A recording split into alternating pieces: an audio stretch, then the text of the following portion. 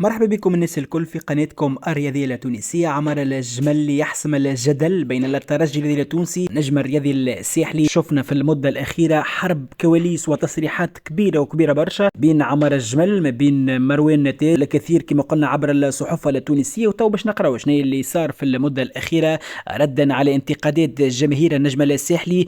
رد عمر الجمل من جديد عبر راديو موزايك فام، حيث شدد على أنه لم يكن يوما ناطق نطق رسمي باسم الترجي التونسي. فريق باب سويقة لا يستحق الجمل الدفاع عليه لأنه يعمل في صمت منذ مدة 10 سنوات، متواجد باستمرار في مسابقة رابطة الأبطال الأفريقية. ذلك كان كلام عثمان جنيح صحيح، والنجم الساحلي يحتاج إلى العمل والإصلاح عوضا على التهجم على من يقول كلمة حق. واختم قوله بالتأكيد على أنه إتواليست للنخاع ولا يحتاج إلى منصب في الترجي التونسي، لكن من واجبه قول كلمة الحق بحثا عن الإصلاح. التدوين نتاع عمر الجمل هذه خذت صدى كبير برشا على مواقع التواصل الاجتماعي، خاصة قاعدين نلاحظوا في جماهير النجم الساحلي في صفحات مواقع التواصل الاجتماعي ولا التهجم عليه، خاصة وانه معناه يشكر في الترجي هذا اللي استنكروه ابناء جوهرة الساحل.